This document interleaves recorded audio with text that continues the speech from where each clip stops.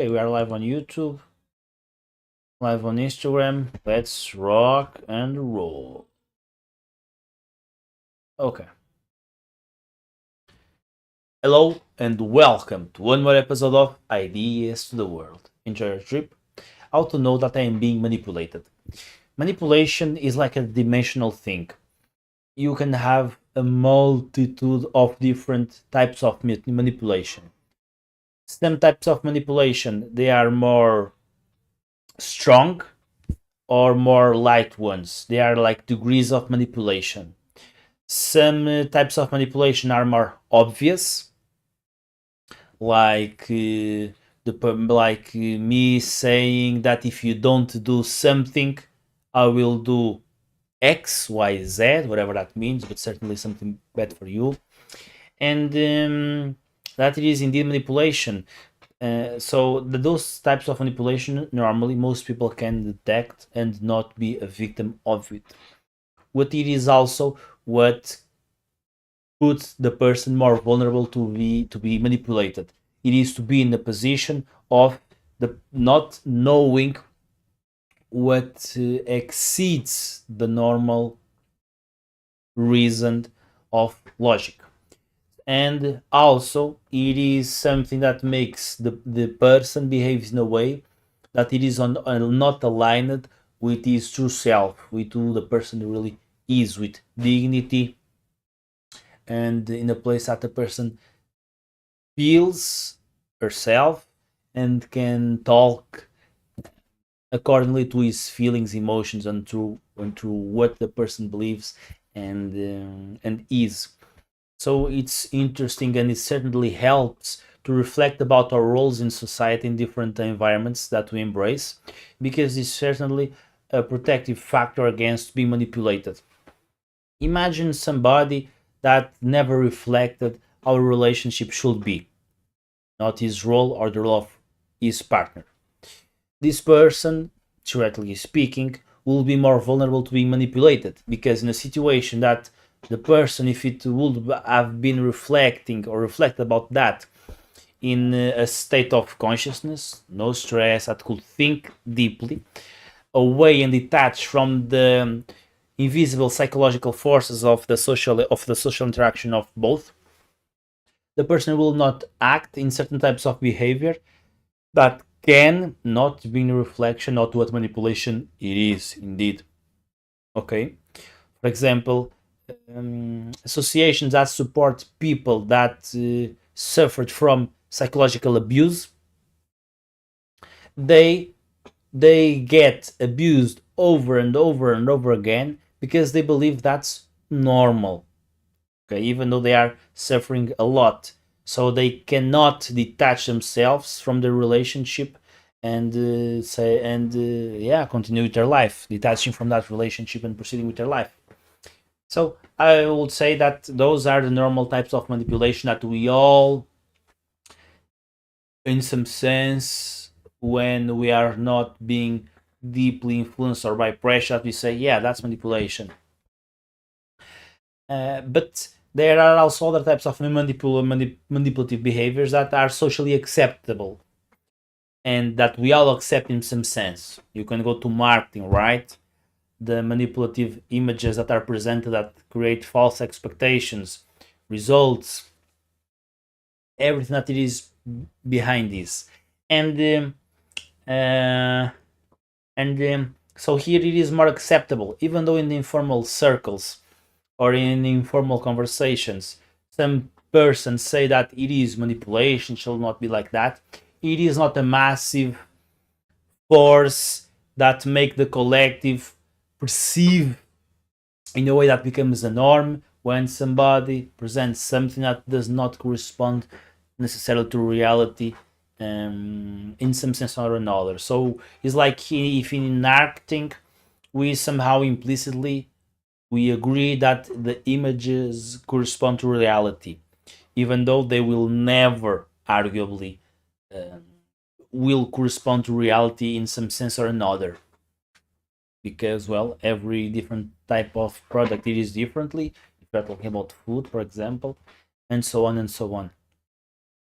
So there are like margins of what we could consider manipulation slash normal variation of the social reality or in the reality itself.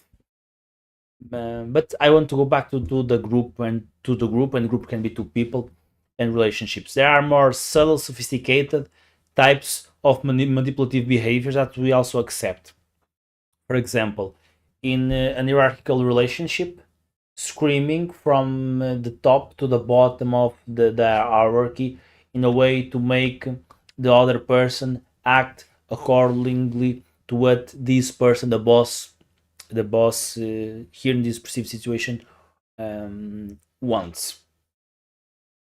Um, because, and you can take this out of context of work, because it may make sense for you. Actually, it may makes better sense outside of that context. And here we can see more objectively easily that it is manipulation, right? Because it is putting the other person uncomfortable to the point that the person will do what this person wants, because it is being screamed at, it is being insulted, it is being humiliated, for example. So it is more easily for us to detect that it is some type of manipulation towards that person. So the person feels so much uncomfortable that feels that that's the appropriate thing to do and cannot defend themselves, saying no, defining some barriers, or going outside of that environment to find a better environment, right? Saying no, I will not tolerate this. So we can say that it is also a type of manipulation. And if the person doesn't detect it as manipulation, but as something that is normative, the person will continue his life while being succumbed to being humiliated constantly and doing what is manipulated to do. But there is also more sophisticated types of manipulation. As you know by now, some types of manipulation are more socially acceptable, others less. And here it is one that it is daily, widely acceptable, because society doesn't know a lot to do with this, or else. Which is in the field of ideology slash other type of manipulation that I will put ideology as an example so I can explain myself better. In the field of abortion, for example, you have both extremes, both sides, right? Abortion it is very humanistic, or you have the other side saying no, abortion is not humanistic, not aborting is the side that is humanistic, the right one. And no matter which side you pick, there can be some most hard form of manipulation to detect and to be well to be in that situation and handle it well. And that can be, for example, a group that is saying yes to abortion, um, creating very easily the notion and the pressure to the individual that not adhere to this narrative of yes, this is good, this is what is correct, let's go, this emotional type of spirit and primitive. It is very easily for this person that it is, well, like I'm not in or not out, I'm just here and I am taking this because I'm part of the group, if because of whatever reason. For example, you are in a class of a university. Personal example here. Not in this topic specifically, but other topics for real. So it can be more easily for the individual when it is in group to not adhere to his consciousness, but to think that it is wrong. Right? Individuals are full of self-doubt, etc., and to think that, oh guys, oh man, they are rewarding a lot this narrative, they are punishing socially those that are not present but that don't adhere to this narrative. So well, this is the right side, right? So it is more easily for the person to feel tempted to agree with the spirit of the group when they are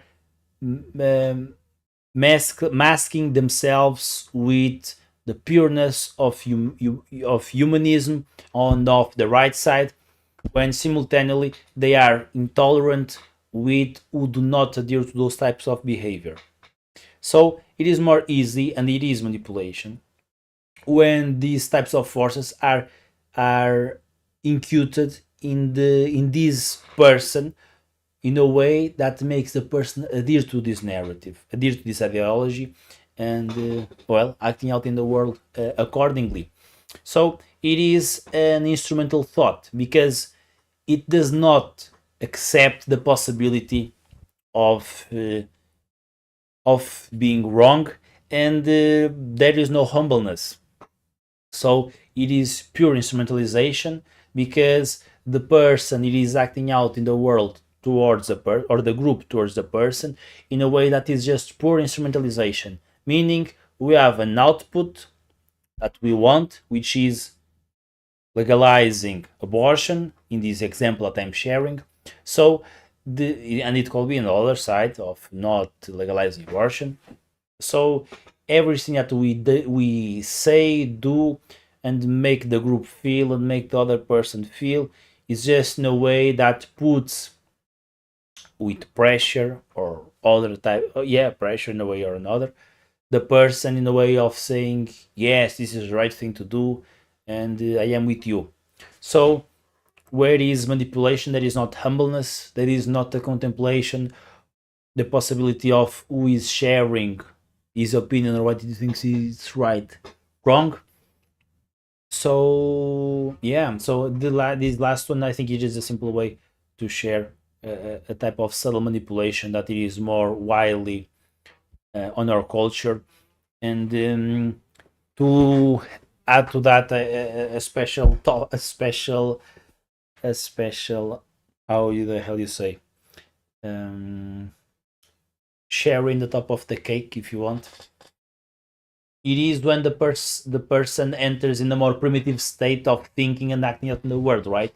You touch in this complex, in Sigmund Freud terms, or the core that it is a complex. You touch that, and the person, no, you cannot say that, or no, this is the right thing to do, not taking into consideration the others people reality in terms of thinking. So teenagers, young people, they are more prone to be manipulative, even if they don't know it, and it is more acceptable because they did not have the time, nor neither the neuronal brain development, so they can reflect and act out their own thoughts. And then the example for this, it is, for example, um, a teenager in his 20s that makes fun of the boss or the methods of the boss, for example. So he doesn't agree. He says the bad thing to do is not right. That's the wrong thing to do. That is not the right way to do it, and criticize, criticize, criticize. But when the boss is in the room, or all of the person is in the room, they just agree with the terms and considerations of the boss, because they are acting in an instrumental way, which is, I just want the money, I just want to get out of this in a way that is peaceful. I don't want to XYZ.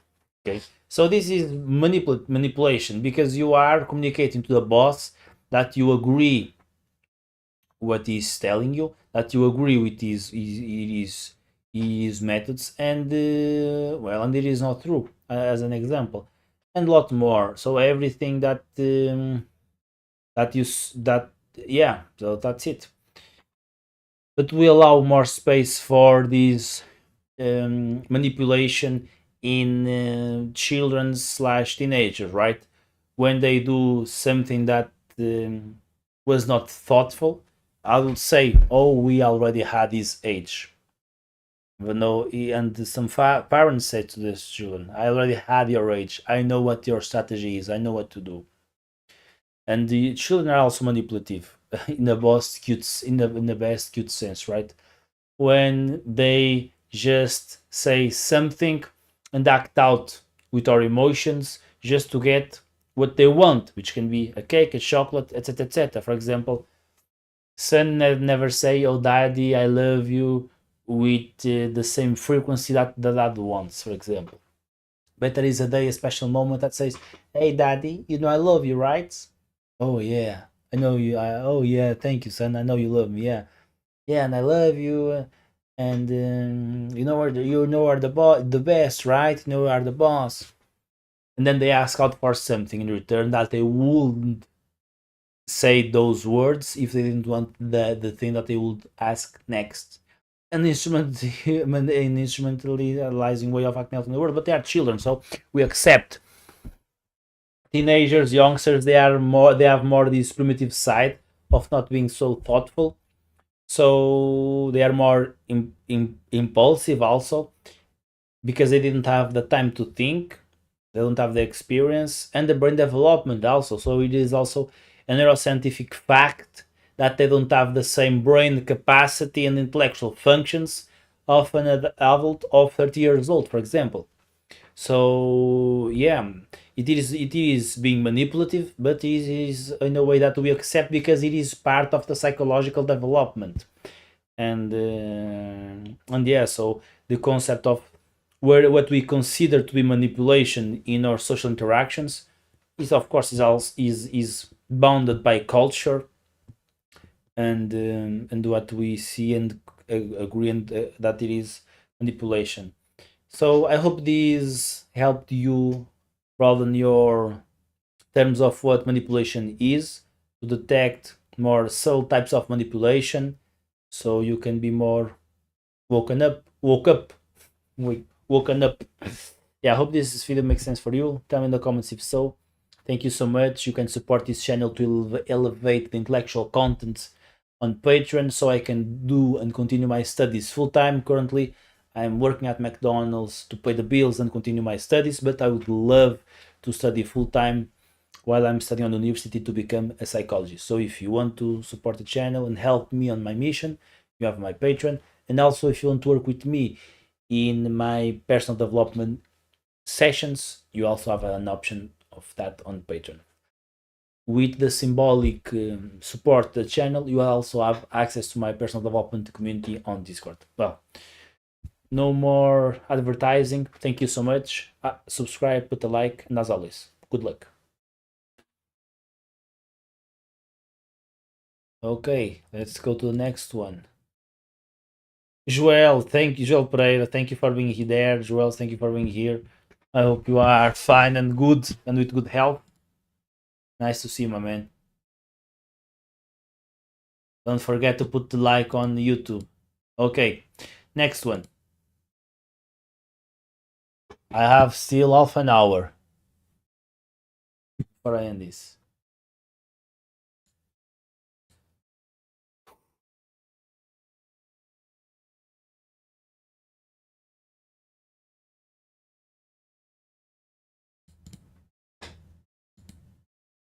Hello and welcome to one more episode of Ideas to the World. Enjoy your trip. What it is to be a leader, what a leader does.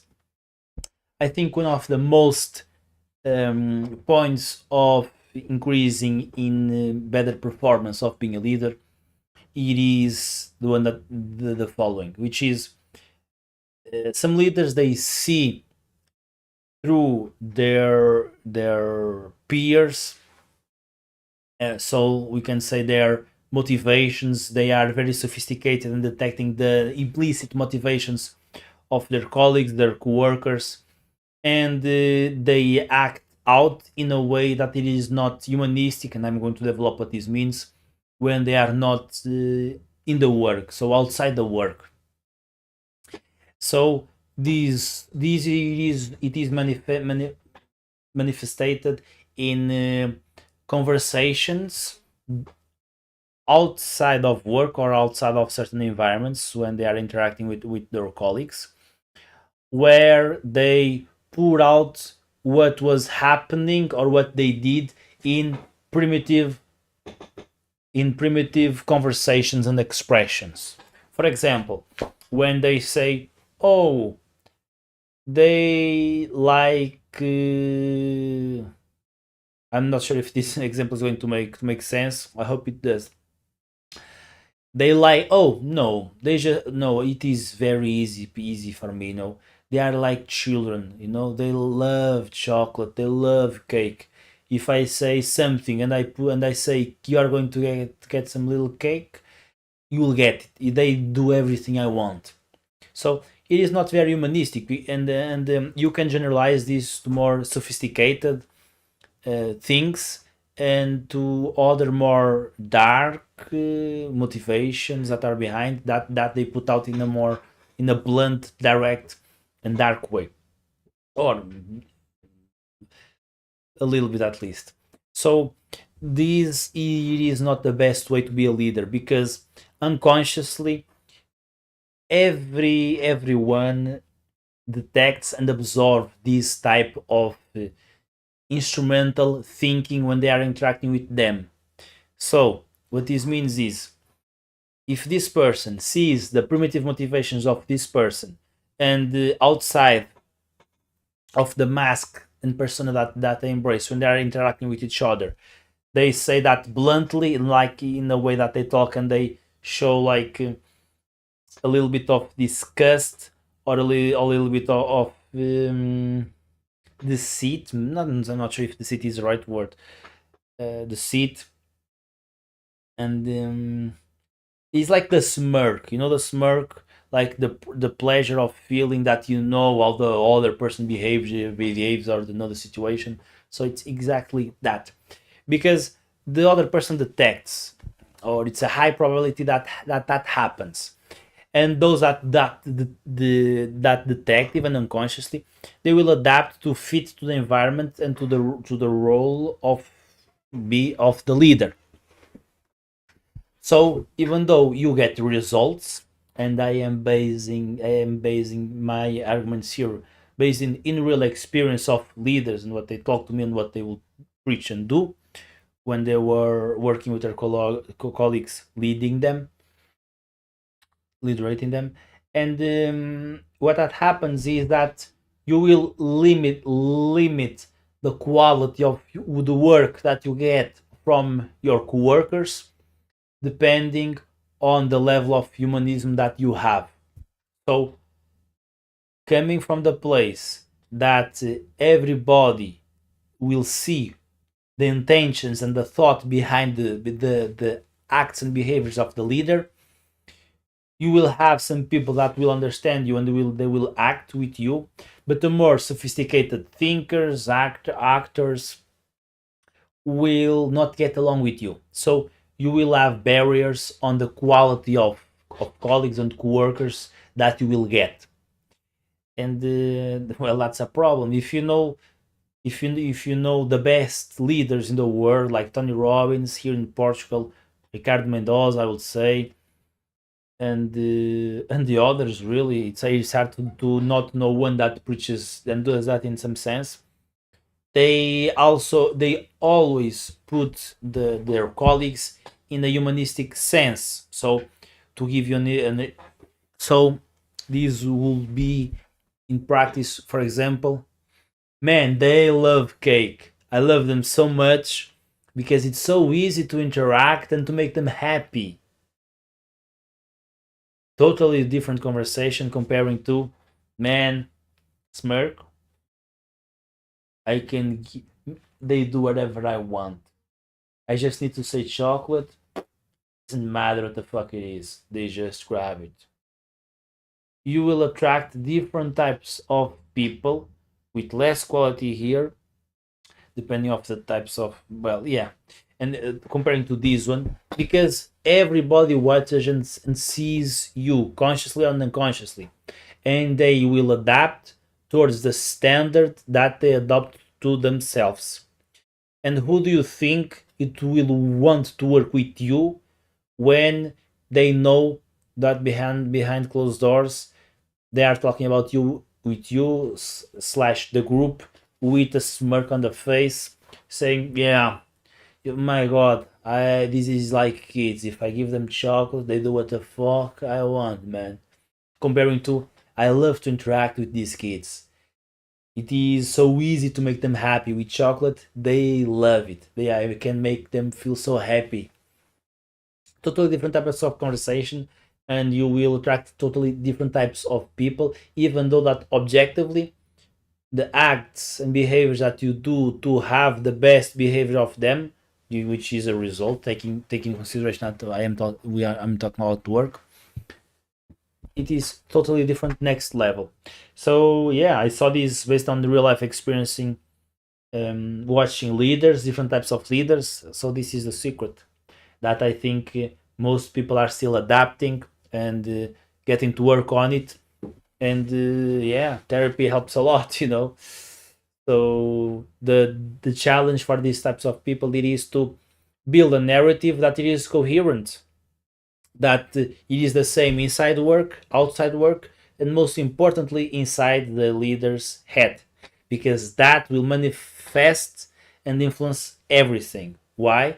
Well, because it irradiates your thought on everything you do, and that means the specific readings on you that other people make based on specific little things that only our biology can do, and that it is reading the facial expression, reading the gestures, the movements, the reading of everything that we do all the time, where we are when we are just interacting with other person, and unconsciously and automatically analyzing them. It's part of our culture. That's how we know what the other person means when they say a joke, for example. Yeah. Okay, so 8 minutes. I think it's enough. Tell me what you think in the comments about this idea, about what it is to be a leader, what people are missing in 2025, the main concept. Yeah, I think it is for today. If you want to support this intellectual content and elevate its quality, you can support on Patreon. So I can do this full time. It is my dream to open my clinic in psychology, and I have 2 years to do it. I will become a psychologist in 3 years. I have to make one year of working, being supervised by a psychologist, and then I'm all on my in the independency. But I can work being supervised to my own company. So if I get enough clients in 2 years, I can do that type of work for myself with a psychologist. So that will be worth it. It is my objective. So if you want to support that, and if you want me to put 100% time of this to help you and elevate intellectual quality and the audio-visual quality too, you can support on Patreon. If you want personal development coaching sessions, you can also work with me. Thank you so much. Put a like, subscribe, and as always, good luck. Nice. Okay, more 20 and 2 minutes. That gives me space for one more video at least. So let's proceed with it.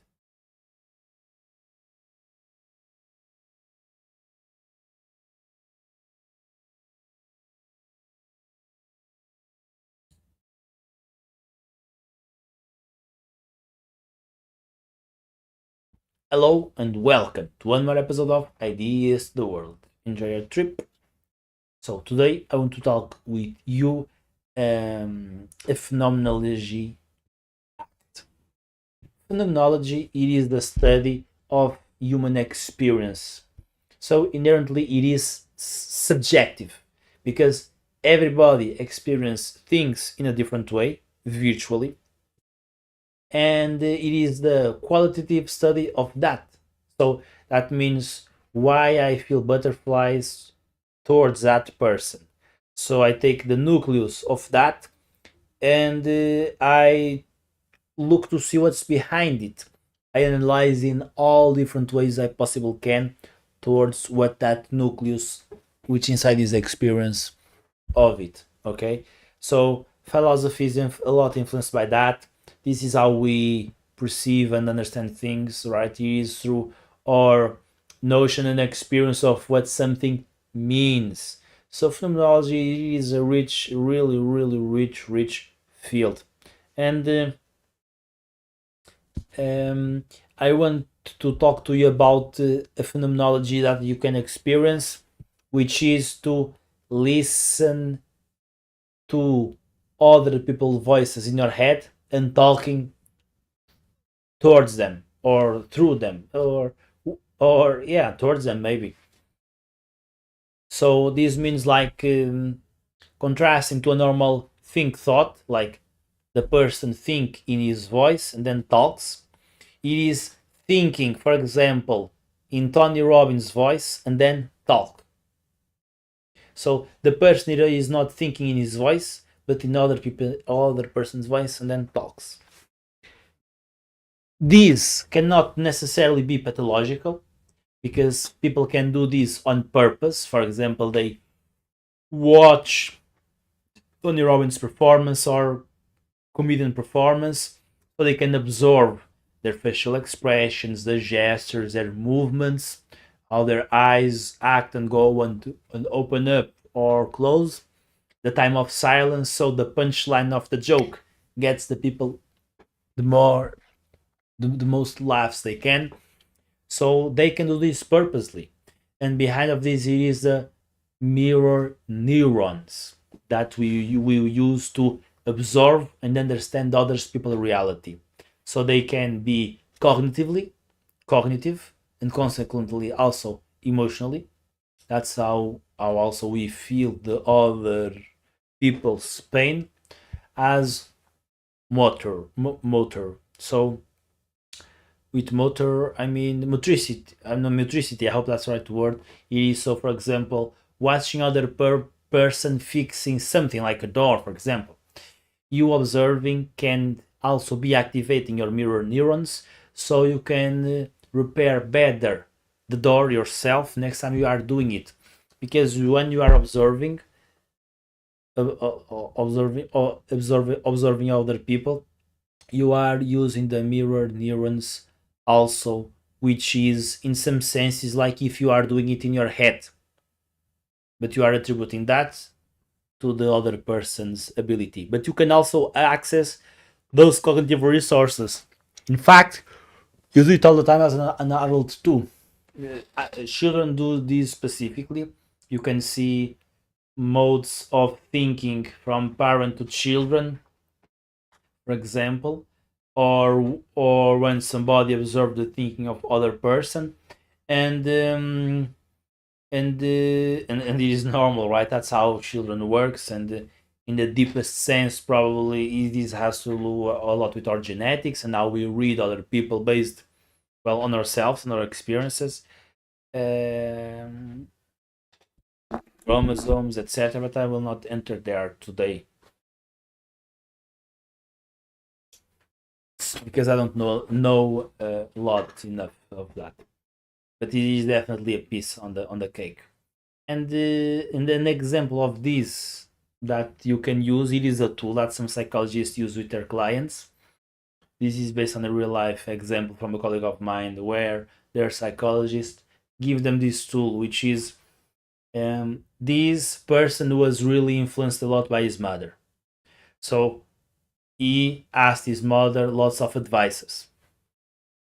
And sometimes he didn't have the time or the possibility to ask and call their mother for get advice directly from her. So the tool was, instead of acting out the thought of asking the advice to to the mother, he would ask himself this question: what my mom would say to me to do here, and you will get an answer.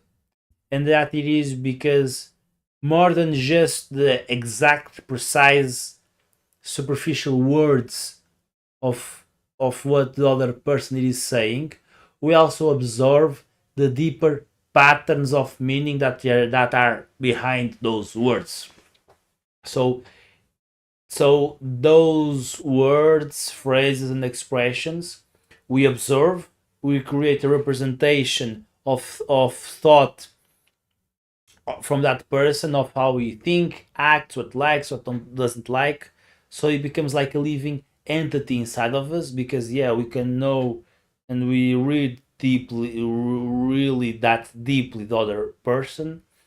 So then we can apply the knowledge and the thoughts, the patterns, the thought patterns that are behind their act, on our social daily life when we are interacting with other people and when we are taking decisions. And this is for literally everything. Taking decisions like should I apply for this job or should I maintain my job? As also as what to do, how to react in social situations. In fact, well, the person, if it receives two contradictive advices implicitly or explicitly, the person can even not know how to react. And that could be, for example, because the person lives in a reality where both acts of being in the world were also punished a lot. So the person didn't reflect enough to surpass that and act in the world and act out in the world in a way that it is confident and knows how to react. That's why also arguably some people have a lot of anxiety, etc., etc. Because behind those explicitly superficial words that we say, behind of it, there is a pattern that we act out and we know. And if those patterns are not completely full aligned with the self, so they're not coherent, etc., children, they become more confused, for example, because or they have some absorptions of behavior where they notice those incoherences, and well, they tend to act out in the world more in a more provocative way. If you know teenagers, young boys, they do this pretty easily, right? They to criticize the world or what people do, it is very easy because they detect incoherences. But we are all human, so we transcend that and we understand more as we grow up. That in fact that's part of growing up, right? Understanding that we are imperfective beings, and that's what makes us human too in some sense. And we do things anyway, and we are improving always and always, getting better, better, better, and better. Yeah. And so when the deeper pattern, it is incoherent, it can also generate a children, person, adult that doesn't know how to act in the world, because the children, the adult, doesn't know a strategy that it is useful to have a victory in the social world and conquer the world. So anxiety, depression, etc. So yeah, I hope this give you some good insights. 9 minutes. So yeah, so if you are acting out in the world a voice that is not yours, taking into consideration that you are not schizophrenic, and maybe you can be, I don't know, it is okay because it can be just part of your learning process of learning from other cognitive abilities and capacities that other have, and you are acting out so you can make more robust, sophisticated, and rigid your strategies and cognitive abilities to act out in the world. You just have to make sure that it is just not always, all the time, because you want to incorporate that in a way that you understand the strategy, but you empower yourself, so you act the strategy, but acting out in your own voice, in your own terms. So you incorporate, but it is you really, and not just copy paste of imitating the other person acting out in the world. And that it is not necessarily bad, as I said, right? To finish, I want to share with you that we can also argue here, as I've been telling to you now, that we absorb this in-depth information of others that is codified in social interactions, which we can call it also the collective unconsciousness. And in one of my courses of analytical psychology, the professor said this: the schizophrenic people are people that have a lot of information to the collective unconsciousness, but they don't have a, a, a, a, a, re, ego structure in a way that could handle the information. So they stop becoming themselves and become all the information that comes from the outside world, and they depersonalize and etc. So instead of the person, for example, building in their head representations of other persons like my colleague from their mother, etc., etc., and knowing, okay, this is my mother, this is my friend, this is my colleague, etc., and this is me. So I have my own experiences. I learned from this from my mother, and I act out in the world, and I recognize it consciously, and I know it. I absorbed some patterns from my dad, and I incorporated it myself, and I am me. And I also infer and understand, in some sense, unconsciously, what are the motivations of the other persons in social interactions and that. But I maintain my ego. I maintain my ego mechanisms of defense, which are useful. That's why they exist. They are useful in some sense, and I can look to the world objective and may still maintain who I am myself. So in the process of understanding the other person, mimicking what the person is doing, and having access to this deeper biology knowledge that we have about ourselves, right? And we are animals. I don't work differently than you. We don't depersonalize, meaning we see the pattern of thought, we see the deeper motivations, but we still have an ego to act objectively in the world. So the argumentation of this teacher was schizophrenic people, they just don't have ego structured enough so they can handle this type of information from the collective unconsciousness. So they are overloaded with information from the collective unconsciousness, and it's like if their ego dissolves, so they have access to all this information that sometimes are from other people, right? From other people, they see things and they have access and say bizarre things. So yeah, it's interesting. It's a way to act. It's a way to look out at schizophrenic people, and consequently also expands a lot your knowledge on mental disorders, which I like a lot, even though scientifically it is harder, not so much these days with psychology, which is getting some traction. But yeah, it really expands your understanding of mental disorders more than just schizophrenia, and I think it's really interesting to know. The I can talk about this all day, but I think we have a good enough video for now. So I want to say thank you so much. If you want me to talk more about this topic, please comment. If you want to support this intellectual content, just here on Patreon, subscribe, put a like. If you also want personal development coaching sessions with me, you can also have an option on you also have an option on Patreon for that. And if you just want to support helping maintain this channel alive and me embracing my dream of opening a clinic of psychology and have some clients, well, you can also have access to my personal development community on Discord. It is really cheap to support the channel, and in this phase where we are a small channel, I will interact a lot with one-on-one with you in written form and in verbal form when we enter in the rooms to talk. Okay, thank you so much, and as always, good luck. Bye bye.